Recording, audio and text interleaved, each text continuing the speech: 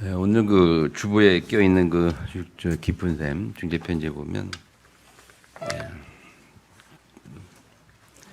빛에 관한 이야기 나오죠. 빛을 거기에 보면 그 예를 이렇게 학생이 교수와 대화하는 내용이 나옵니다.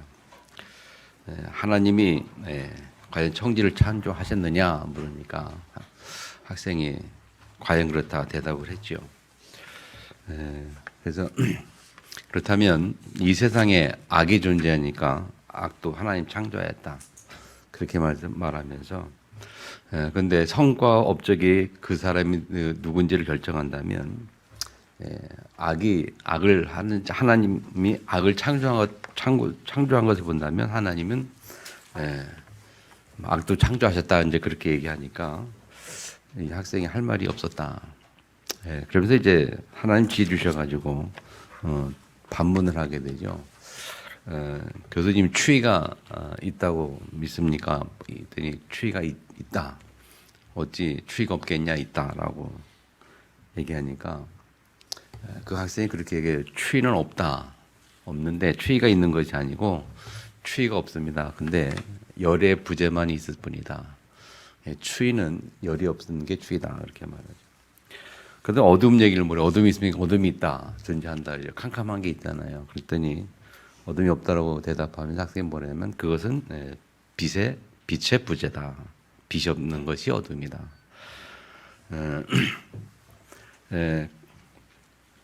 그렇다면 악이라는 것도 하나님 창조한 것이 아니고 악은 하나님 창조한 것이 아니고 악은 하나님의 부재다. 그렇게 얘기를 하죠. 그러니까 교수 할 말이 없었다는 거예요.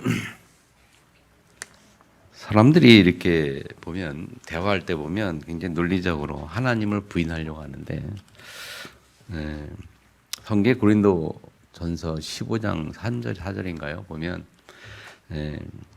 세상의 모든 이론을 타파하고 세상의 모든 사상 제도를 타파하고 그것 위에 뛰어난 것이 하나의 능력이다. 그렇게 성경 말하고 있습니다. 네.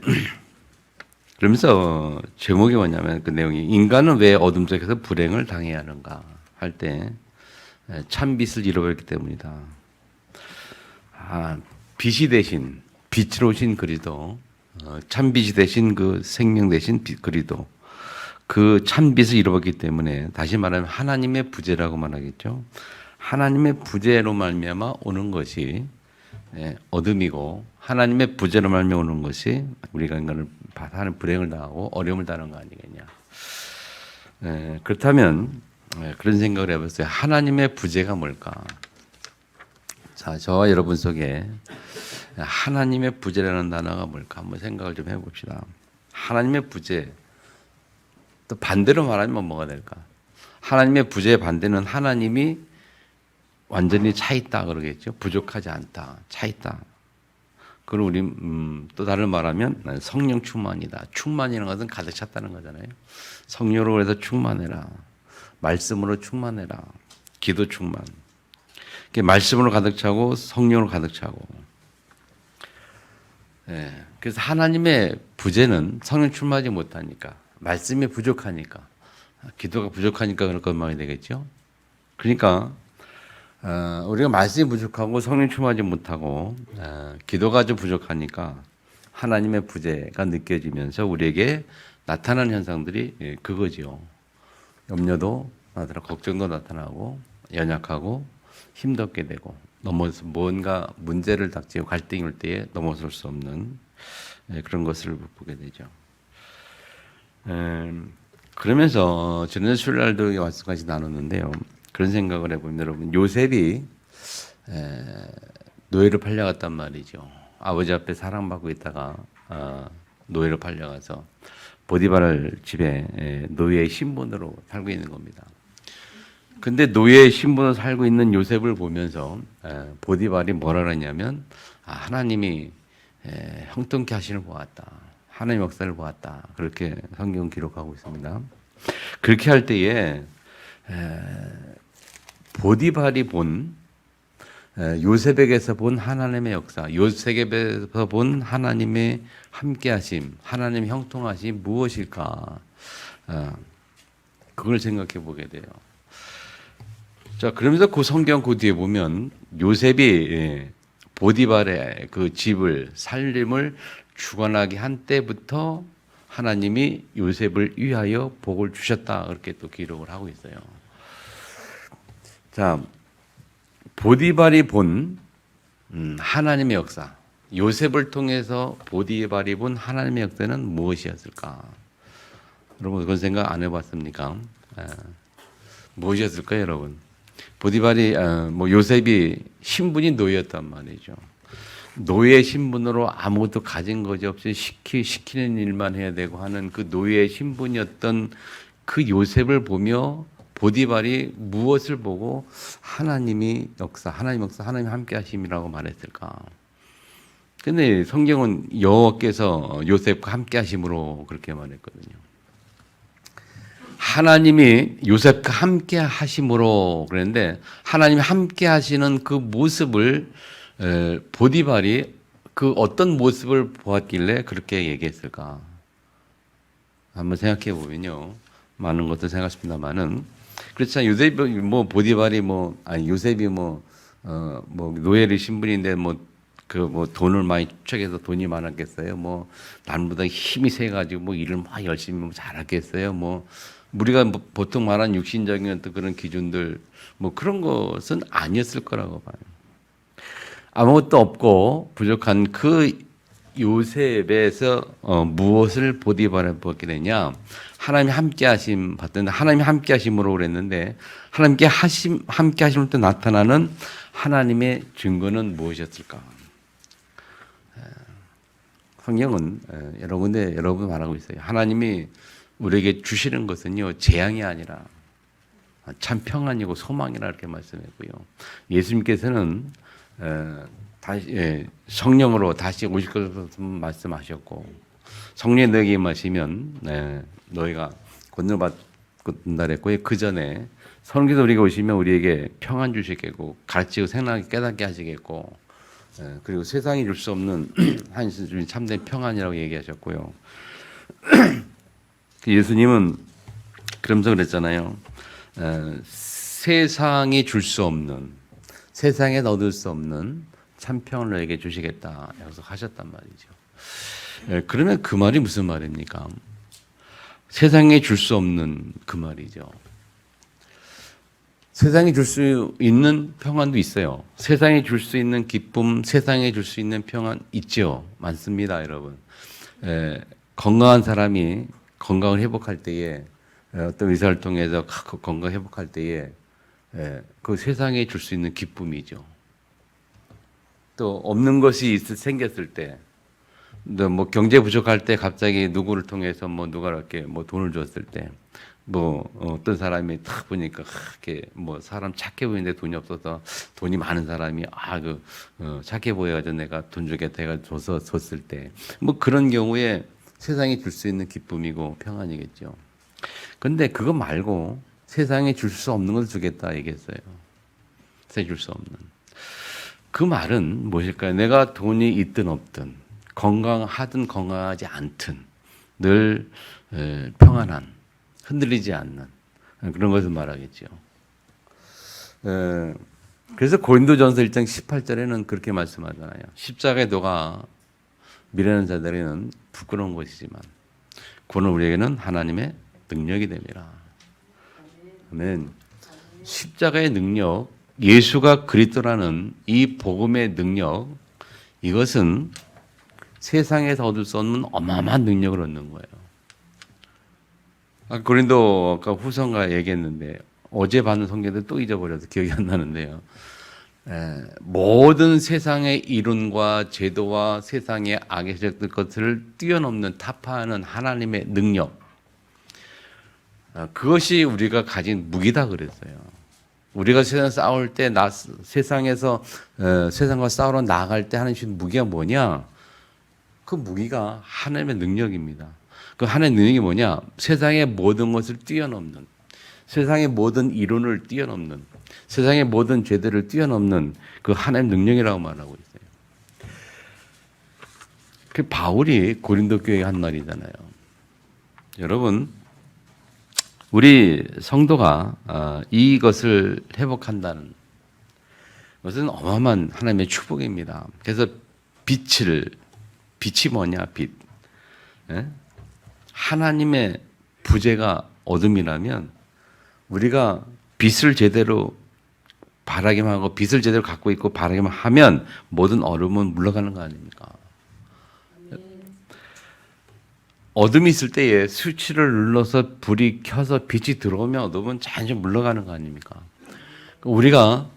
그래서 올해 우리가 그 세 가지를 붙잡고 있잖아요. 세 가지 단어. 생명, 생기, 생령. 이 생명, 생기, 생령이 온전하게 회복이 되면 될수록 어둠 물러가는 것이고, 아멘. 회복이 되면 될수록 하나님의 능력이 회복이 되는 거거든요.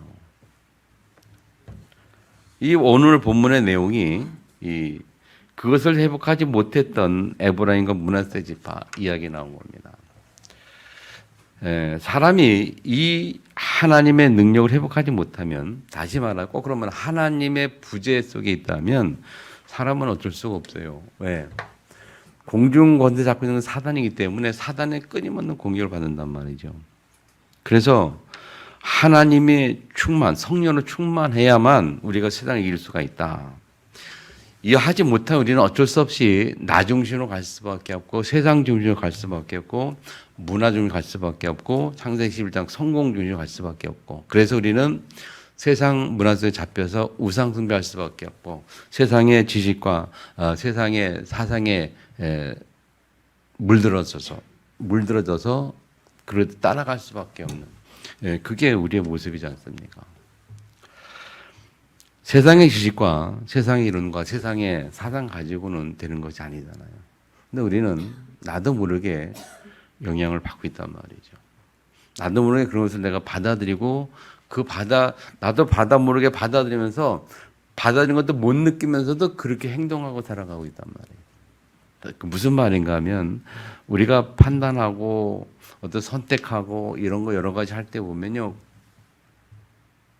하나님 중심, 말씀 중심이라기보다는 내 중심, 내가 편리한 대로, 내가 유익한 대로, 내가 손해보지 않는 대로 그런 기준을 가지고 판단하고 선택하고 우리가 준단 말이죠. 내가 어려움이 오거나 힘이 들거나 뭐 그러면 우리는 선택하지 않으려고 그래요. 무슨 말인가 하면요, 우리가 주일날 예배 드린다 할 때 예배 드리는 것이 참 영적으로 보면 굉장히 축복된 것인데, 하나님의 말씀 받는 시간이고 우리가 생명이 회복이 되고 생기가 회복이 되고 생명이 우리가 능력을 회복이 되는 그런 귀한 축복의 시간들인데, 이것이 때로는 우리에게 부담이 되고 힘든 거예요.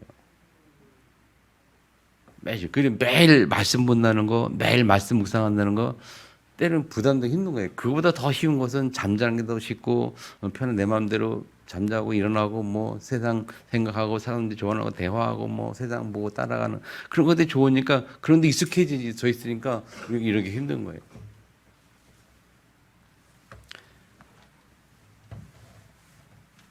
왜 그랬을까요, 여러분? 우리가 창세기 3장 가운데 태어나기 때문에, 태어날 때부터 우리가 원죄 가운데 태어나기 때문에 이미 세상 것에 익숙해져 있어요. 그리고 이미 사단이 우리 속에 존재해서 우리를 생각과 마음과 그런 것들을 끊임없이 계속 우리를 인도했기 때문에 우리가 이 말씀 속에 들어가고 하나님 말씀 받고 우선 이것을 굉장히 힘들어해요. 맞죠? 근데 그래서 우리가 집중해 들어도 집중. 우리가 내 마음과 내 생각과 내 몸을 쳐서 복종시켜서 바울의 고백처럼 내가 나를 쳐서 복종시킨다 그랬거든요. 내 생각과 내 마음과 내 편한 것들을 쳐서 복종해서 이 말씀 속에 집중한다면 우리는 하나님의 능력이 회복되어 갑니다. 그렇게 하나님의 회복되어 가면 내가 할 수 없는 것들을 할 수 있는 힘이 생겨요.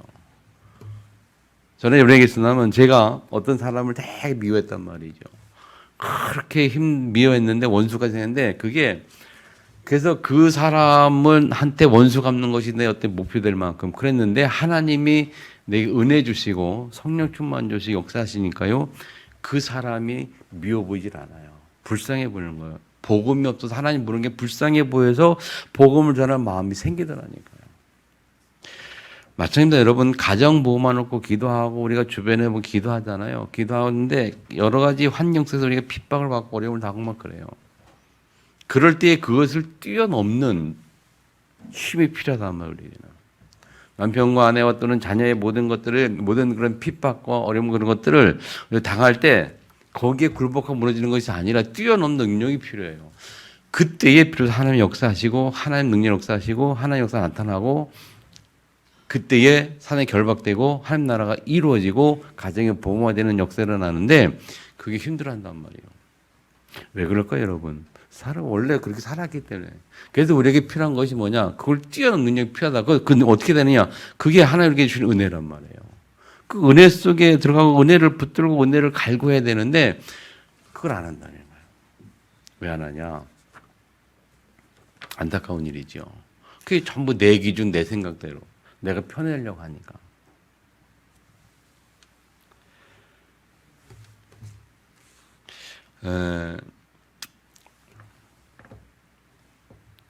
좀 여러분이 저도 마찬가지입니다만 여러분이 좀 이렇게 하나님의 말씀을 좀 깊이 생각하고 자 우리의 믿음이 뭘까? 내가 왜 믿고 살까? 내가 하나님을 왜 믿고 내가 예배를 왜 드리는 걸까? 그 생각을 하면서 한번 본질을 찾아보세요. 믿음의 본질이 뭐냐? 신앙생활의 본질이 뭐냐? 내가 어떻게 신앙생활할 것이냐 말이지. 이왕 신앙한다면 본질을 찾아서 정말 이 말씀이 맞고 하나님 살이다면 나도 하나님의 능력을 내가 회복해야 되지 않겠냐. 죽음을 초월할 수 있는 영적 힘이 내게도 한번 체험해 봐야 되지 않겠냐. 에? 어떤 환경에 이렇게 환경의 지배에 당하는 것이 아니고 환경을 뛰어넘을 수 있는 그런 은혜도 한번 체험 봐야 되지 않겠냐. 늘 무너지지만 말고 한 번쯤 체험해야 되지 않겠냐. 힘을 얻어야 돼요. 저는 20대 후반에 30대 되기 전에 그 은혜 속에 한번 들어가면 경험이 있기 때문에 제 인생을 그렇게 초월해서 먹고 사는 문제, 성공 문제 그런 걸 초월해서 제가 하나님 앞에 섰기 때문에 하나의 은혜로 목회자로 부름받고 이렇게 온 거거든요. 모르겠어요. 저는 지금도 저는 그래. 지금도 저는 그때 은혜가 지금도. 그래서 뭐 돈 많이 가진 게 부럽지 않고요. 뭐 건강하고 내가 육체가 약해도 그거 때문에 내가 막 힘들어하지 않고요. 내가 경제가 없어서 어려움을 당해도 돈만 있어도 그것 때문에 막 힘들어하지 않아요. 물론 조금씩은 마음이 그렇습니다만은 그것 때문에 막 절망 무너지지 않아요. 제 여동생이 좀 경제 회복을 많이 해서 잘 살고 있거든요. 근데 그거 가지고 제가 뭐 생각이 이렇게 저렇게 생각이 안 들어요.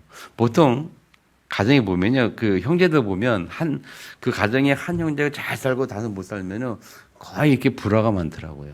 왜 생각이 안 맞고 수준이 안 맞으니까 늘 이렇게 다툼이 생겨요. 근데 저하고 제 여동생 아무리 뭐 또 이렇게 해도 그 경제에 좋은 것이 내게 부러운 것이 아니고,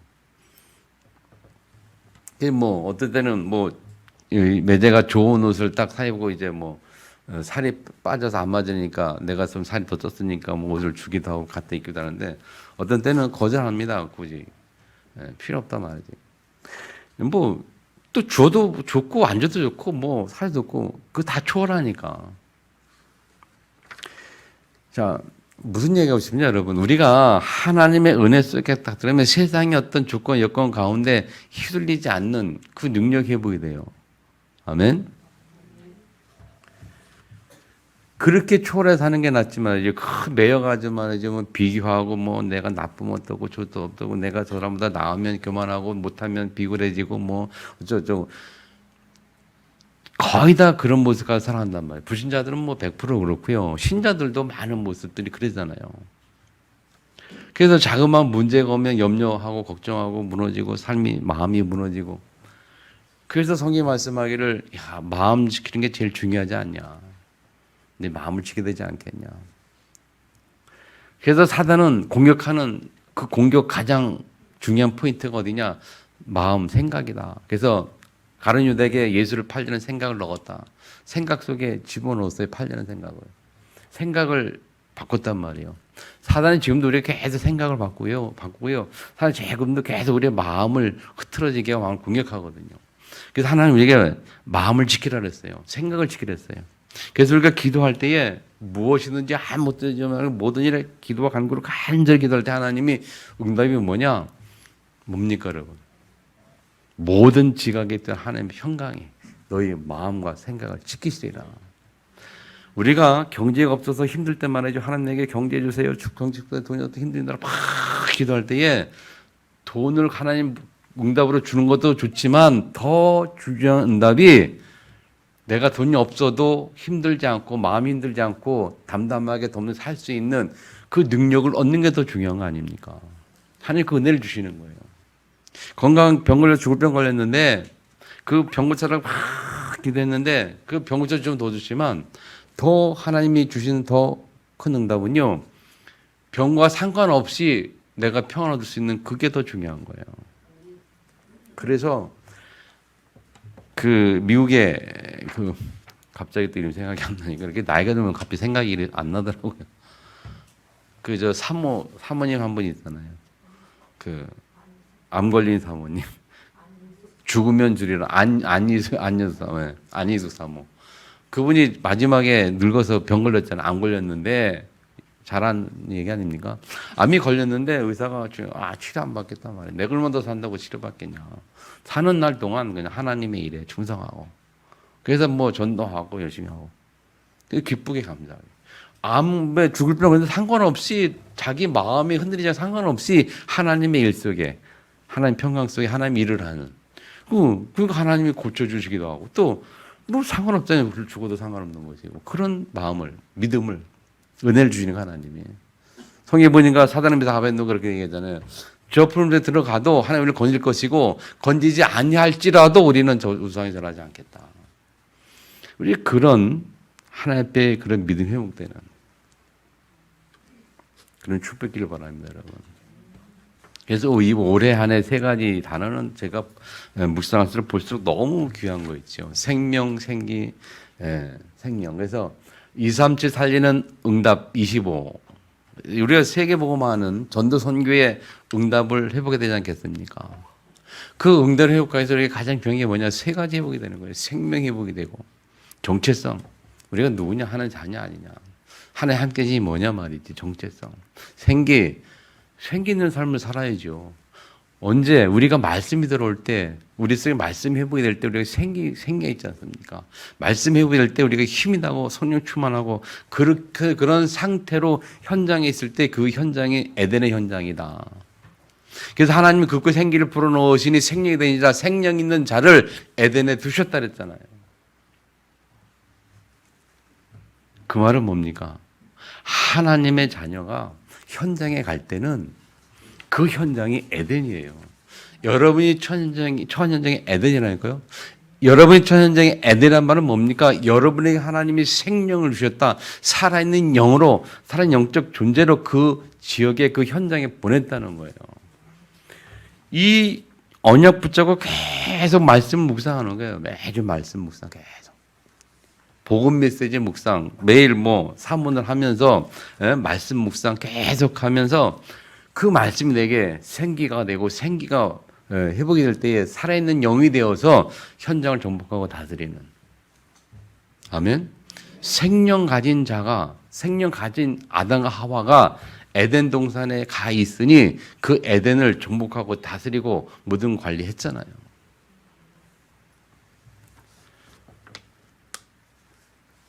오늘 문화사집회는 간단히 보면요. 별거 아니에요, 여러분. 이게 회복되지 못하니까 요셉 자손 여호세에게 말해야 돼. 이렇게 말하지 않습니까? 한 제비 한 빙그릇 내게 주시면 어찌합니까? 이 요셉 자손은요. 원래 야곱에게 하나님의 축복을 받았을 때 그 야곱이 12지파를 다 축복했잖아요. 그중에 요셉도 이제 한 지파잖아요. 근데 요셉의 그 아들들에게 야곱이 축복합니다. 애굽에 들어가가지고. 축복할 때에 아들이 둘이었어요.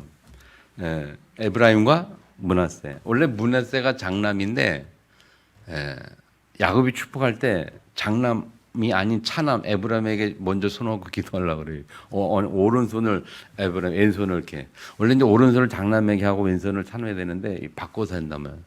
그래서 요셉이 아니 바뀌었습니다라고 말하니까 야곱이 뭐라요? 나도 안다. 바뀐 건 나도 안다면서 축복하거든요.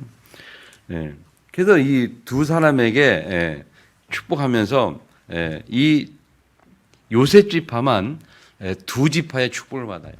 두 지파. 12지파 중에 두 지파의 축복을 받는 게 이 에브라임과 므낫세. 요셉 지파 아들 둘이란 말이에요. 그래서 그 요셉 지파가 두 지파의 몫을 차지하게 되었는데 지금 이 가나안 땅 재분배받는 여기에서는 한 지파의 몫을 받았기 때문에 이 사람들이 얘기하는 거예요. 어떻게 우리가 늘 두 지파 몫을 받아왔는데, 다시 말하면 다른 지파의 두 배를 받아왔는데 왜 우리는 이번에는 한 지파밖에 안 줍니까? 근데 사실은 좀 내막을 보면요, 각 지파에 비해서 볼 때 이 두 지파의 인구수를 보면, 사람 수를 보면 절반밖에 안 돼요. 다시 말하면 두 지파를 합한 인구가 다른 한 지파의 인구수가 거의 비등하기 때문에 아마 그런 의미에서도 본다면 사실은 이 불평불만할 이유는 아니거든요. 근데 자기들 어떤 그 뭐 선민의식 비슷한 그런 거랄까 하여튼 근데 해왔기 때문에 안 내기 때문에 불평 원망을 하잖아요. 그러면서 16절에 보니까 그 산지는 우리에게 넉넉하지 못하고 이 분배 그 산지 넉넉하지 못하다. 그리고 거기는 다 철병거가 있나이다. 철병거가 뭐냐면 철로 된 이 창이나 칼 등이 도출되어 나오는 그런 마차, 병거는 마차 같은 거잖아요. 그래서 철로 된 칼도 좀 떼어놔가지고 굉장히 강하다 그 말이죠. 그래서 이 땅에 거주하는 이 족속이 강한 족속들이란 말이에요. 그러니까는 거기 가기가 겁나는 거예요. 싫은 거예요. 그래서 이렇게 불평원망을 하잖아요. 이것이 하나님의 능력이 회복이 돼요. 하나님의 부재가 생기면 이런 현상이 나타나요. 자, 가나안 가기 전에 모세가 12명의 전투꾼을 보내잖아요. 그때 갈 때 갈렙 여호수아 두 사람 얘기와 나머지 10명 전투꾼 얘기가 나오지 않습니까? 하나님의 부재 속에 있는 사람들, 10명의 사람들이 말한 고백이 뭡니까? 그리고 하나님의 영으로 충만한 그 여호수아 갈렙의 고백이 뭡니까? 아시는 것처럼 그 고백에 따라 하나님이 또 이렇게 하시잖아요. 그래서 10명의 그 보고를 따랐던 그 백성들 때문에 하나님이 일주일만 갈 그 가나안을 40년 돌리면서 그 고백한 사람들을 다 광야에 묻어버리고 새로 태어난 렘넌트들과 여기서 갈렙들이고 가나안을 들어가는 겁니다. 여러분, 하나님의 축복은요, 불평 원망 가지고 되는 게 아니고요, 그 속에 있는 사람들이 하나님의 축복 받을 수가 없는 겁니다. 하나님의 축복은 하나님의 부재 속에 있는 사람들이 받는 것이 아니에요. 여러분, 하나님으로 충만하길 바랍니다. 아멘. 빛의 부재가 어둠인 것처럼 하나님이 우리 충만하지 못하면 우리에게는 어둠이 몰려오게 되어 있어요. 세상의 염려, 걱정이 몰려올 수밖에 없어요. 내가 하나님의 자녀인데 하나님 세상의 염려 속에, 걱정 속에, 또 세상의 많은 어려움 속에 영향받아서 내가 힘들어하고 경제가 어렵고 뭐 어쩌고 그렇게 힘들어한다는 말은 하나님의 부재로 느낀대요. 하나님을 하나님 충만하지 못한다. 다 믿음으로 충만하지 못한다. 성충만하지 못하다. 그러니까 내가 세상의 영향을 받고 살 수밖에 없고 누릴 수밖에 없는.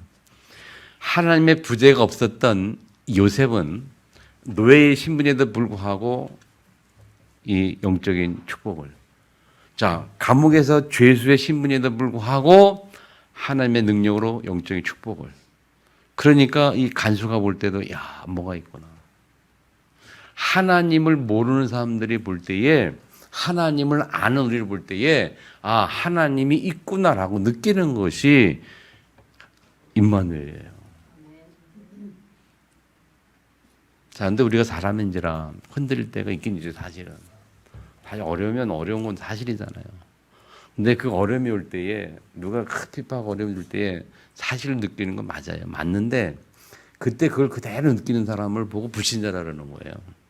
신자는 근데 딱 똑같이 다 어려움을 당할 때 느끼는 건 똑같아요. 처음엔 느낄 수 있어요. 근데 그 느낄 때에 그 느낌 속에 그대로 있는 게 불신자고 그 느낌이 올 때에 그때의 말씀 붙잡고 하나님의 말씀이 내게 있는 하나님의 말씀이 묵상이 돼서 그 하나님의 말씀으로 그 어떤 부담, 그 힘든 그 어려운 것들을 넘어설 수 있는 힘을 갖는 사람이 믿음의 사람이고 신자라고 그래요. 그래서 믿는 사람들에게는 뭐가 있어요? 하나님이 말씀을 주시는 거예요. 그래서 믿는 하나님 어떻게 말씀 주느냐? 매 주의 예를 통해서 말씀을 주시는 거예요. 그 말씀을 통해서 우리가 한 주간 영적 힘을 얻는 거거든요. 아멘.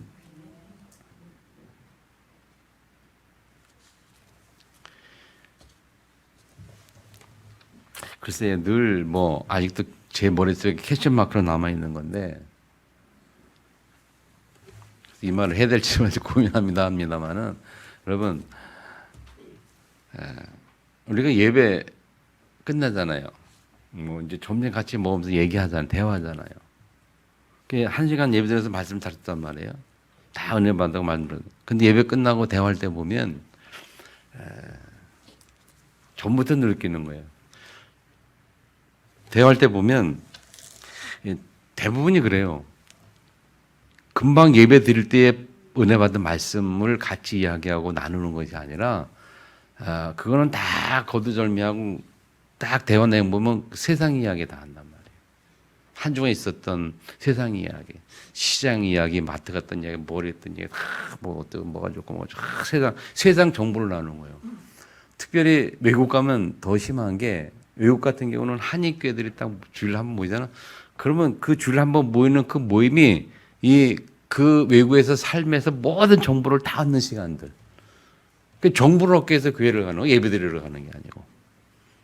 무슨 말 하고 싶으냐, 여러분. 우리가 말씀을 들을 때에 그 말씀이 나에게 영향을 미치는 그 부분 얘기하는 거예요.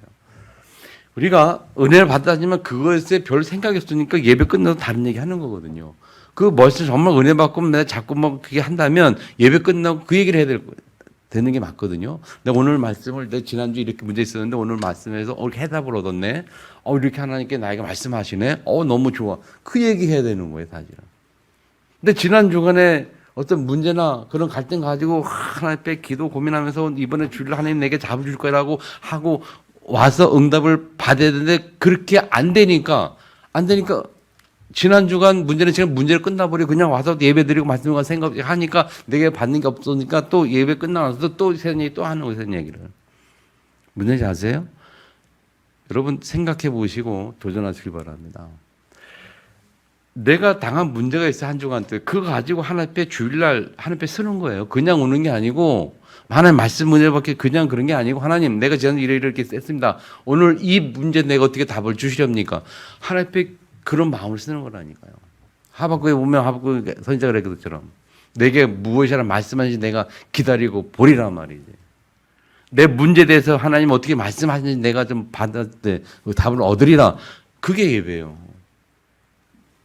근데 그게 뭐지 못하니까 예배 끝나고 세대하나. 그럼 또 아니 교회에서도 그러는데 일주일 3주에서 어떻게 했어요? 그러니까 하나님 말씀이 우리 삶 속에 얼마만큼 우리에게 영향력을 주고 있습니까? 우리는 한 주간 삶 속에 얼마만큼 하나님의 말씀을 가지고 살아갑니까? 여러분? 영적 힘먹기 바랍니다. 생명 가진 자. 우리는 하나님의 자녀예요. 예수를 생명 있는 자예요. 그 생명 가진 자는 두 번째 말씀을 들어야 돼요. 말씀 받아야 된다니까요. 여호수아가 그들에게 이르되 그 비스백에 뭐라 하냐? 야, 네가 큰 민족이 되지 않았냐?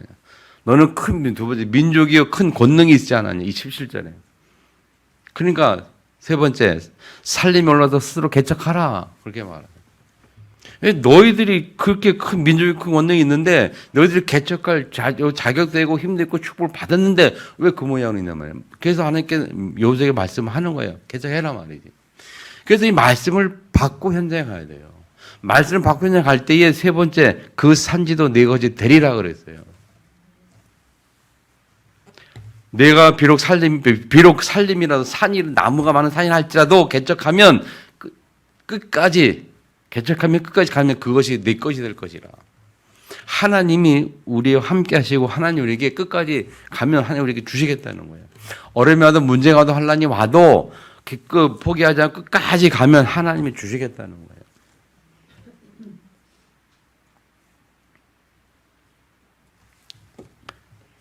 이 축복받기를 주변에 축원합니다. 하나님은 웃게 하시는 하나님, 마지막을 웃게 하는 하나님. 과정이 어떨지라도 마지막 웃는 게 진짜 승리자예요. 아무리 잘 살든 마지막에 망해버리면 그 의미가 없어요. 그 사단이 하는 게 무속인들이 아무리 점잘치해서 돈 많이 벌어도 결국 마지막에 무너지니까 죽어서가 아니고 살아있는 동안에 무너져 버리니까 그 의미가 없는 거다. 따라합니다. 그 산지도 내 것이 되리라. 아무리 척박한 땅이라고 아무리 나무가 많은 그 지역이 할지라도 하나님이 주신 생명 가지고 말씀 붙들고 도전하면 네 것이 된단 말이지. 두 번째, 가나안 족속이 비록 철병거를 가졌다 할지라도 그것이 내 것이 되리라. 내가 너와 함께 생명 가진 너의 것이 될 수밖에 없다. 우리의 직장 현장이 우리의 환경이 아무리 강하고 어렵고 내가 약해 보인다 할지라도 생명 가진 자로 서면 굴복할 수밖에 없어요. 우리 앞에. 결국 우리가 마지막 승리자예요. 그래서 내가 능히 그들을 쫓아내라 마지막 말씀 주시는 겁니다. 아무리 어려운 현장이라도 아무리 안 되는 것 같은 힘든 현장일지라도 생명 가진 우리가 생기를 회복해서 그 현장에 살아있는 생명으로 성령 충만한 그 현장에 영향받지 않고 평안함 속에 기쁨 속에 감사함 속에 늘 넘쳐 있다면 그들을 이길 겁니다. 아멘. 문제가 와도 흔들리지 않는다면 하나님이 그들을 주셨잖아요. 언약자 보세요. 요한복음 10장 보면 16, 33절 담대하라 내가 세상을 이겼노라. 그러면서 세상을 이긴 내가 너와 함께하면서 세상에서 줄 수 없는 하나님만 줄 수 있는 그 평안을 주겠다 약속하셨잖아요. 근데 왜 자꾸 어려움을 당합니까? 자꾸 문제 속에 힘을 당. 그럴 수 있어요. 있는데 그때에 말씀 잡으라는 거예요. 그때에 하나님 말씀으로 내 마음과 생각을 지키라. 하나님 말씀이 없으면 내 마음과 생각이 사단에게 뺏길 수밖에 없어요. 그래서 창세기 3장의 가장 중요한 부분이 뭔지 아십니까, 여러분? 하와가 사단에게 미혹된 가장 중요한 포인트가 뭡니까, 여러분? 말씀이 약했잖아요. 먹지 말라 강하게 얘기했는데 하와가 뭐라고 생각했냐? 먹지도 말고 만지도 말라. 하나님은 정확히 못했어요. 반드시 죽으려 했는데 죽을까 하노라 그렇게 기억을 했단 말이에요. 말씀의 부재, 하나님의 부재, 말씀의 부재. 그 하와에게 사단이 하나님 말씀을 뒤집은 거예요. 죽으려 했던 말씀을 이 하와가 죽을까 하노라 기억하고 있으니까 아니야 죽지 않아 뒤집은 거예요. 뒤집어서 따먹어라. 따먹으면 네가 하나님 될 거야. 네가 세상 뭔가 될 거야 말이죠. 사단이 우리가 말씀 미약한 우리 속에 들어가서 계속 유혹합니다. 괜찮아. 줄 예배 한번 빠지면 괜찮아. 이게 52주 한번 빠지면 어떠냐. 다 그런 식으로 말씀을 자꾸 약하게. 그래서 그때 우리가 아니야. 예배 드리지 않았어. 강에 나오면 될 텐데. 예수님은 미혹받을 때 그랬어요. 첫 번째 사람 아담 하와는 그 말씀의 부재로 말하면서 산 넘어갔지만 두 번째 사람 예수님은 마귀 유혹할 때 뭐랬어요? 주 경에 기록되었을 때 꼭 그래. 경에 기록됐을 때 주 너희 하나님 시험지 말라 하셨느니라. 경에 기록됐을 때 다만 하나님과 경배하게 하느니라. 그렇게 경에 기록됐어 해가지고 말씀을 정확하게 다 구역에 있는 말씀을 인용을 딱 해가지고 사단 앞에 정확한 말씀 되니까 사단이 떠나갔잖아요. 우리가 말씀이 희미하면요 그럴 수밖에 없어요. 말씀이 희미하니까 사단이 이렇게 들어가요. 그랬어요. 말씀이 약하니까 사단이 계속 우리에게 들어와가지고 야 괜찮아 하면서 말씀을 뒤집어 버려. 그래서 뒤집으면 야 줄 예배 안 드려도 돼. 뭘 드려. 뒤집어 버려요. 그 우리가 그 마음을 또 그 사단이 주는 마음을 받아들이는 거예요. 받아들이고 마음속에 가지고 있어요. 그렇게 있는데 넘어가는 거죠. 여러분, 하나님 말씀이 얼마나 중요한지 아시기 바랍니다. 생명 가진 자는 반드시 생기를 받아야 돼요. 그 생기가 뭐냐? 말씀. 한 생명은 반드시 말씀을 받고 말씀을 바탕으로 해서 묵상하고 기도할 때에 생명 가진 자, 생명이 회복이 돼요. 생명, 영이 회복이 돼서 성령 충만해서 그때 비로소 현장을 정복하고 다스리는. 그때 비로소 내가 있는 현장이 무슨 현장이다? 에덴 현장이다. 생각을 바꿔보세요. 따라서 나의 지금 현장이 에덴 현장이다. 왜? 하나님이 생명한 자를 에덴에 두셨다. 그래서 그 에덴에서 아담 하와가 다 정복하고 다스렸어요. 여러분 생명 가진 자로 여러분의 에덴 현장에 두셨기 때문에 여러분이 그 현장의 주역이고, 아멘. 그 현장을 다스릴 자란 말이에요. 정복할 자란 말이에요. 아멘. 내 가정이 나를 통해서 하나님의 역사의 능력으로 복음화되는 정복이 될 것입니다. 승리하기를 축복합니다. 기도합니다.